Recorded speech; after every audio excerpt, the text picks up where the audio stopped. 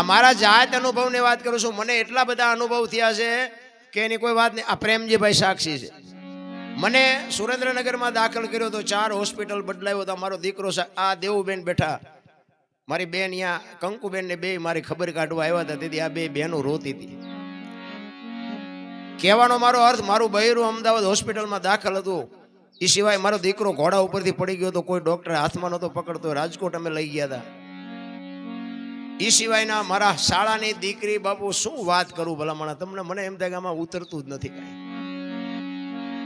મારા શાળાની દીકરી ઓફ થઈ ગઈ. ફોન આવ્યો બાપુને મારે બેયને પ્રોગ્રામમાં જવાનું હતું આ ખાખરાથળ, અને 8/5/2024 મને આજે તારીખ યાદ છે. અને બાપુને મેં હા પાડી હતી. મેં બાપુ જઈશ. અને હું એક જગ્યાએ લગ્નની કંકોત્રી હતી. હું મારા દીકરાને વાત કરતો હતો, બેટા કંકોત્રી છે તું જ આવજે. અને મેં બાપુનો ફોન હતો ને એટલે મેં હું બાપુ અરે ભજનમાં જાઉં છું. મેં આમ મોબાઈલ ચાર્જિંગમાંથી કાઢ્યો ને તો મોબાઈલ તરત મારા શાળાનો ફોન આવ્યો. એટલે મને કે શું કરો છો? મેં ઘરે છું. તો મને કે મારી બેબી એક્સપાયર થઈ ગઈ, લગ્ન કરી લે. એટલે મને આરો ધ્રાસકો પડ્યો. મેં કીધું ભગવાન કેવી કસોટી કરે છે. હવે બાપુ અરે જાવું કે અહીંયા જાવું? મારે લેવાનું તો અહીંયા કાંઈ નહોતું, પણ કદાચ કોકને એવું થાય કે હારું પૈસાના મમતમાં ગયો હશે. આ તો જગત છે. એટલે મારા દીકરો મને કે શું છે? મેં કીધું તારા મામાની દીકરી ઓફ થઈ ગઈ. એટલે મેં કીધું હવે શું કરવું? પછી મને વિચાર આવ્યો. મેં કીધું હવે જે બનવાનું છે બની ગયું છે, પણ મેં કીધું હું અહીંથી નીકળી જાઉં. તારી બાને મેં કહું વાત ન કરતો, 1-2 કલાક પછી વાત કરજે એમ કહીને હું નીકળી ગયો. અહીંયા આવ્યો, મેં વાતે નથી કરી બાપુને. એટલે હું રસ્તામાં વિચાર કરતો આવતો હતો. મેં કીધું આ હારે બીજું તો ઠીક છે, જે બનવાનું હોય બને, પણ મારા બૈરાને ખબર પડશે તો એને એમ થાય ને કે આ મારા ભાઈની દીકરી છે. જો એમના ભાઈની દીકરી હોય તો જાય ખરા. આટલું તો એના હૃદયમાં વાગે ને. કોઈ પણ ને તમારો ને મારો જે પ્રેમ છે, જે તમારો ને મારો ભાવ છે, એ માણસને રોવરાવે. એના મનમાં મેં કોઈ એવું થાય, ખબર પડશે કે એમના ભાઈની દીકરી હોય તો આ જાય ખરા. એટલે હું એવો વિચાર કરતો આવ્યો. અમે રાતે પ્રોગ્રામમાં ગયા, અહીંયાથી અહીંયા આવ્યા. હું તો અહીંથી સવારમાં હું ઘરે ગયો. હું ઘરે પહોંચ્યો ને મારા ઘરને કીધું કે મારા ભાઈની બેબી જીવે છે. આ મારા પોતાના અનુભવની વાત કરું છું. સત્ય સમજે હકાય એવી વાત નથી, પણ આ ઝેર પીવાની તૈયારી હોય ને એ મેળવી શકે. પછી ભલે 2 દિવસ રહીને ગુજરી ગઈ, પણ કહેવાનો મારો નાથ કે તમારી આબરૂ કોઈ દી આજની તારીખમાં જવા નથી દીધી. પણ વિશ્વાસ જેનો હોય, હું આવા કઈ પ્રસંગ હોય, ગુરુ પૂનમે આટલા જ હોય છે. બોલો એ મને એમ થાય કે તમે શું કરવા બેઠા છો? આ તમે કર્મની ગહાડીઓ બાંધો છો. કોઈ મતલબ નથી ગુરુ શિષ્યનો. અને આટલી મારી માથે વીતીને તો આ બાપુ બેઠા સાક્ષી. મેં કોઈ દી બાપુ પાસે માગ્યું હોય કે બાપુ મને હાજો કરો, કે મારું બૈરું દવાખાને છે બાપુ કંઈક કરો, મારો દીકરો દવાખાને છે કંઈક કરો, આ રહ્યો બાપુ. અને વગર માગે મને જે મળ્યું છે ને આજ દુનિયાના છેડા સુધી બાપુ મને ઓળખે છે. એ તમારા બધાના આશીર્વાદ છે, બાપુની કૃપા છે.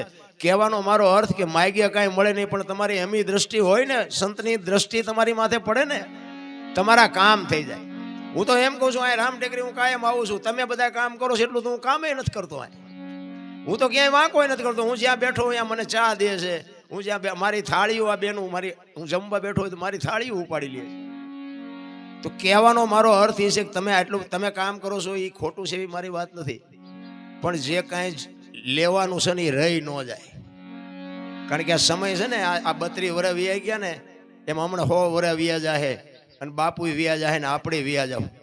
પણ કાંઈક કરી લેજો મારા રામ. એક ઘડી આધી મેં પુનિયા તુલસી સંગત સાધકી કટે કોટી અપરાધ. આ બાપુ આ 32 વર્ષ થયા. આજ આપણે બધા વાતો કરી છે. બાકી હું તો અહીંયા 29 કે 30 વર્ષ થયા. બાપુને કાંઈ વીતી જ નહીં હોય. આમ નામ જ પાદરી દુનિયા પગે લાગતી છે ને આમ નામ જ બધા રૂપિયા દેતા છે. એ તો એને પૂછો કે આ કેમ હાલે છે, કેવી રીતે છે, આ કેવડું કામ છે. આ તમે આંકડા કાઢો. આપણું ઘર હોય એમાં 2-5 સભ્ય હોય તો એ 2-5 સભ્યો એમાં મૂળ તો વાત તો આપણા એ ઘર પૂરતી જ હોય ને. આ વાડીનું કામ, હરિહરનું કામ, ગાયોનું કામ, મંદિરનું કામ, માણાવેને જમાડવાનું, આ છાશનું, દૂધનું, ગાયોનું દોવાની, વાસીદા, નીણ, પાણી. મને તો એમ થાય 15 માણસ હોય ને, 15 માણસ તો હોય, મને એમ થાય કે પરસેવો વળી જાય. તો હાલે છે કેવી રીતે હજી આપણને નક્કી નથી. એટલે તમારે અને મારે ઓળખાણ કંઈક આપણી થાય ને. આકારની વાત નથી, નિરાકારની વાત છે. બાપુ એ વાત કરીને નિરાકાર. ગુલાબનું ફૂલ હોય ને એ તમને દેખાય, એની માલિકોથી સુગંધ આવે એ ન દેખાય. અને આનું સંશોધન થાય ને તારે તમને મને સમજાય, બાકી સમજાય નહીં. સદગુરુ મહારાજની કૃપા છે ને ત્યાં બાપુ આપણે આમના આપણું ગાડું હાલે છે. અને રામ ને કૃષ્ણ જેવાની દુનિયા છોડવી પડી છે. પાપી છે ને એ જીવે છે ને મરી જાય છે, મહાપુરુષો છે એ જીવે છે ને મરી જાય છે. પણ એવી કંઈક સુગંધ મૂકીને જાય છે ને એને જગત આજે યાદ કરે છે, હજારો વર્ષ વીઆઈ ગયા તોય. આપણી હાથ, હું હમણાં 2 દી પહેલા અમદાવાદમાં પ્રોગ્રામમાં ગયો હતો ને, ત્યાં એમના ગુરુ મહારાજની પટેલ સમાજ હતો બાપુ ઘુમા અમદાવાદ. 106મી તિથિ હતી એમના ગુરુ મહારાજની સમાધિ છે. અહીંયા સરસ મજાનો આશ્રમ છે, મરીસા જેવો આશ્રમ. અને બધી કરોડપતિ પાર્ટીઓ, બધી પટેલ સમાજ. એમાં મારો પ્રોગ્રામ રાખ્યો હતો. 106મી તિથિ હતી, પણ બાપુ બેનું 1-1 લાખ રૂપિયા લખાવે અમારે ગુરુ મહારાજની જન્મતિથિ. મારો કહેવાનો અર્થ પૈસાદાર હોય તો લખાવાય, આપણી પાસે 100ની સગવડ હોય તો 100 લખાવ. હું પૈસા લખાવવાની વાત નથી કરતો, પણ મારો કહેવાનો મિનિંગ એક ગુરુ. અને એવડો મોટો વિશાળ આશ્રમ હતો ને બાપુ, બહેનો ને ભાઈઓ ક્યાંય હમાતા નહોતા. ત્યાં મને એમ થાય ને, હું તો એમ કહું સમાધિ છે ને એટલી વ્યક્તિ ત્યાં જીવતી જાગતી મૂર્તિમાં હજી નથી દેખાતું. મને તો એમ થાય કેટલી અભાગ છે. તમે બધાય મને હા ભેળેલો છે અને મને કયો છો કે અનુપસિંહ તમે ઘડીક બેહો, અનુપસિંહ તમે કંઈક બોલો. પણ હું તમને એમ કહું છું કે તમે કેમ નથી કાંઈ બોલી શકતા, તમે કેમ નથી કાંઈ કરી શકતા, કેમ નથી થતું? જાણો છો, હું નથી એવું નથી કહેતું કે તમને કાંઈ ખબર જ નથી પડતી, એવી કોઈ વાત નથી. પણ તમે કાંઈક કરો, કાંઈક કયો, કંઈક 5 જણા વચ્ચે કંઈક સારી વાત કરો, કંઈક સારું જગતને કંઈક આપો, તમને જો હૂતું હોય. બાકી આમ નામ બાપુ જિંદગી વહી જાય અને માણસનો અવતાર ફોગટવ્યો જાય. મહાપુરુષો એટલા જ માટે કહે છે કે આ તમને દેખાય છે ને એ બધું નાશવંત છે, એ કંઈ સત્ય નથી. સત્ય છે એ કંઈક સાઈડમાં આપણે રહી જાય છે. એટલા માટે મહાપુરુષો ઘણું કહે છે. એકાદ વાણી કરી,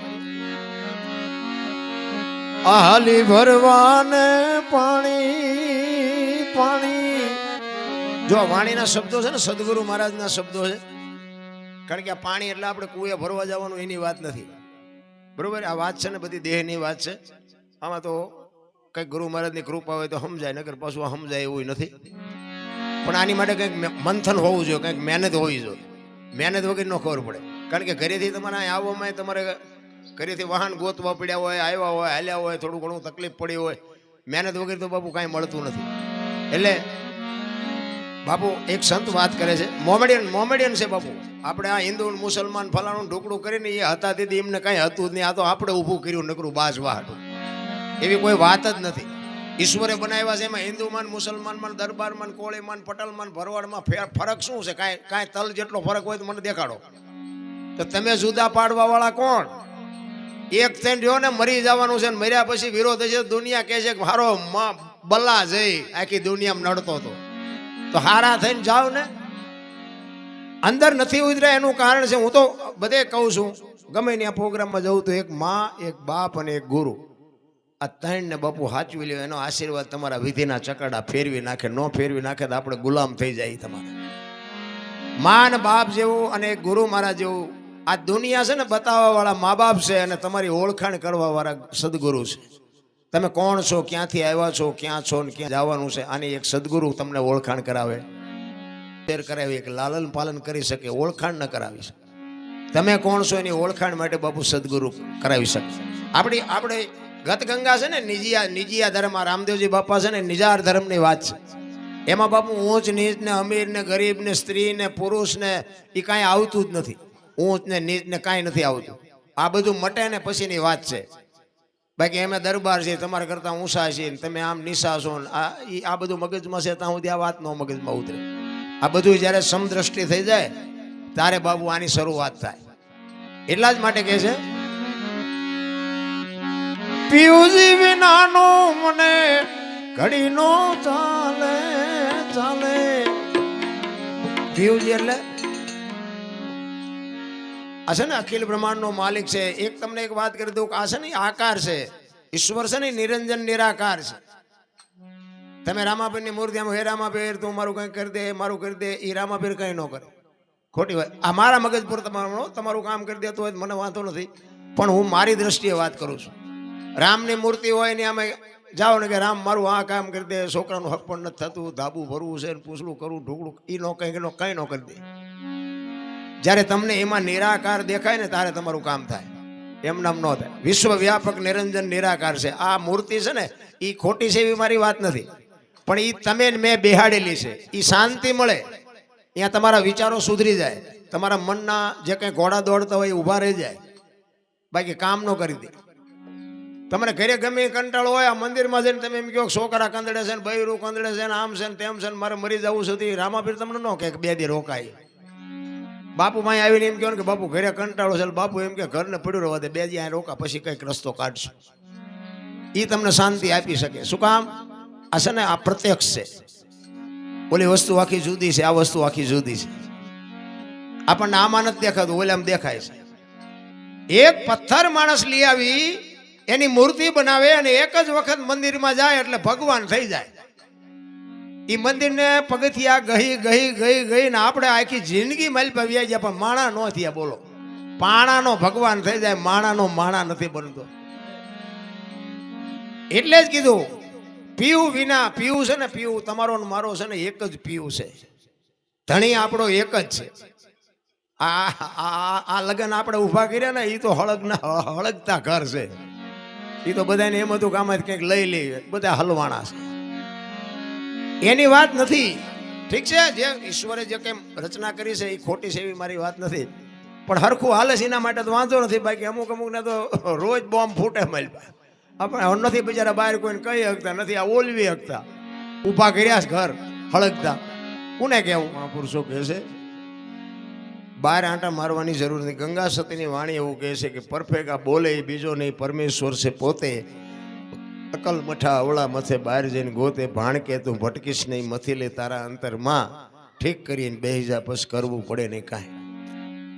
આપણે આ દુનિયાનું ગાડું હલાવ્યું છે. આ બાપુ આટલું હંકવે છે તો બાપુ કોઈ દી મેં એવું કોઈ દી કોઈ સાંભળ્યું હોય મને કહો કે હું આટલી ગાયોની સેવા કરું છું ને આટલા માણાનું ખવડાવું છું ને આટલા પારેવાનું ઝાડ નાખું છું ને એવું કોઈ દી બાપુએ એમના મોઢે કીધું હોય તો મને કહો, તો કોઈ દી વાત કરી હોય તો આપણે કાંઈ હલાવી શકતા જ નથી. તમને મને એક નિમિત્ત બનાવે, બરોબર છે. અહીંયા આવ્યા છો તમે બધાને, કદાચ તમને આ સત્સંગમાં ભજનમાં મજા આવી હોય તો તમે એટલું કહી શકો કે અનુપ છે બોલતા હતા મજા આવી, પણ હું એક નિમિત્ત છું. મારી કોઈ તાકાત નથી કે હું આટલાને સંભળાવી શકું. હું બોલું ને તમે સાંભળો. પણ કહેવાનો અર્થ એ છે કે સંતોની ભાષા છે ને એમાં મંથન કર્યા વગર તમને આ ભાષા સમજાય નહીં. ગંગા સતીની વાણી બાપુ એવું કહે છે કે પિંડ બ્રહ્માંડથી પર ગુરુ મારા એનો બતાવું તમને દેશ. પિંડ બ્રહ્માંડ માના ઉદરમાં તમારું ને મારું બધાયનું માના ઉદરમાંથી ન જ સર્જન થાય. દીકરી હોય તો ભલે, દીકરો હોય તો ભલે. માના ઉદરમાંથી જ્યારે પિંડ બને 9 મહિના સુધી આનો વિકાસ થાય, અને 9 મહિના પછી જ્યારે આ દુનિયામાં એનું આગમન થાય, અને પછી 60 80 100 વર્ષ માણા જીવે એનું સર્જન થાય, અને પછી એક દી વિસર્જન થાય. એક દી આ દેહ પડી જાય. સીતારામ. એક દી આ દેહ પડી જાય પછી શું? તો ગંગા સતીની વાણી એવો પુરાવો આપે છે. જો તમને અમુક વાતો બાપુ કોઈ નહીં કે, ભલે તમે લાખ રૂપિયા 5 લાખ ખર્ચીને કલાકાર લાવો, વાત નહીં થાય. કારણ કે એવા સંતના શરણમાં જેને બાપુ જે આળોટ્યા હોય ને એને, એમાં જેને સમર્પણ કર્યું હોય ને, એમાં જેને ભોગ આપ્યો હોય ને એની પાસે વાતું રે. સાંભળો ને એટલે એમ થાય કે આ સાચી વાત, બાકી તમને તમારી પાસે રે નહીં. ઈ ગંગા સતીની વાણી કહે છે કે મર્યા પછી શું? આ દુનિયામાં કોઈ પણ માણસ, હું કે તમે, આપણી પેઢીઓ વહી ગઈ, મર્યા પછી શું? તો આજની દુનિયાને પૂછો તો બધા એમ જ કે બસ ગયા, મર્યા પછી શું હોય, વયા ગયા. તો વાણી બાપુ એવો પુરાવો આપે છે ગંગા સતીની કે પિંડ બ્રહ્માંડથી પર ગુરુ મારા એનો બતાવું તમને દેશ. તમારો પિંડ બંધાય, તમે આ દુનિયામાં આવો, તમારું સર્જન થાય અને તમારું વિસર્જન થાય, પછીનો દેશ દેખાડું કેવો હશે, કેવો મર્યા પછીનો દેશ. સવારામ બાપાએ તો ન્યા સુધી વાત કરી કે જ્યાં મરીને જાય છે ત્યાં આપણે જીવતા જવાનું છે. લ્યો લે, આ બે આપણા મગજમાં. આપણા બાપા ને આપણા દાદા ને આપણી પેઢીઓ વહી જઈ, અહીંયા આપણે અત્યારે જવાનું હોય તો પેલા પ્રથમ તો આપણી તૈયારી જ નથી. ભગવાન મને ઝટ મારી નાખજે એવી કોઈની ઈચ્છા હોય તો ઊંચો હાથ કરો. તો કોઈ નથી મરવું, તો મર્યા સિવાય મળવાનું નથી. મરવું તો પડશે. આ દેહમાંથી જીવ નીકળી જાય, દુનિયા હળગાવી નાખે, એ મરવાની વાત નથી કરતો. આની માટે સદગુરુની શાન જોવે. ઈંગલા ને પિંગલાનો માર્ગ છોડીને સૂક્ષ્મના નાર સાથે જાઓ. દેહની માલિકોર બાપુ ઉતરવાની જરૂર છે. એટલે ગંગા સતીએ કીધું ને 21,600 શ્વાસ આ તમારો ને મારો સ્વર હાલે છે ને એમાં ધ્યાન દો, બાકી કાંઈ કરવાની જરૂર નથી. નાભીમાંથી ઉઠે છે અને નભમાંથી આવે છે. નભ છે ને, નભ બધાનું એક છે. રામ ને કૃષ્ણ ને રામાપીર ને શિવ ને જ્યાંથી બધા લેતા હતા ને ત્યાંથી જ આપણે લઈએ છીએ. નાભી બધાની અલગ છે, નભ બધાનું એક છે. રામ ને કૃષ્ણ લેતા આપણે રામ ને કૃષ્ણ જેવા થઈએ કે જો થવું હોય તો, પણ આપણે હેઠેથી ઉપડે છે ને એમાંથી જ આપણે થયા છીએ. એટલે કોઈ હારા ને કોઈ મોરા ને કોઈ ડોક્ટર ને કોઈ વકીલ ને કોઈ ચોર ને કોઈ લૂંટારા ને કોઈ લોફંગા ને કોઈ સંત ને કોઈ મહાપુરુષ. ઈશ્વર જ્યાંથી શ્વાસ લેતો તો ત્યાંથી જ આપણે શ્વાસ લઈએ છીએ. ઉઠે છે નાભીમાંથી. નાભી બધાની અલગ છે, નભ બધાનું એક છે. મહાપુરુષોએ તો વાણીમાં બાપુ પોતે અનુભવ કરીને ક્યાં શું પડ્યું એનું પરફેક્ટ કરીને આપણને આપ્યું છે. ગગન મંડળમાં ઊંધ મુખો કૂવો, બાપુ મહાપુરુષ એવું કહે છે. આ શરીરમાં કંઈક એવો કૂવો છે, મને ખબર નથી હો. આ તો પછી તમે એવું ન માનતા કે દરબારના શેડા અડી ગયા ઠેઠ, એવું ન માનતા કઈ. હું તો આ બધા કહે છે એટલે કહું છું ને કે આપણા આખા શરીરમાં કોઈ પણ વસ્તુ હોય ને તમે મોઢામાં નાખો ને બધી ખારી જ લાગે. પરસ્યો હોય જે હોય તે, પણ બાપુ બધું ખારું જ લાગે. તોય સંતો કહે છે કે એમાં એક મીઠો કૂવો છે. આ મીઠા કૂવાની સંશોધન માટે બાપુ સદગુરુ જોવે. સદગુરુ સિવાય ગુરુ કોઈ બાપુ કૂવો બતાવી ન શકે.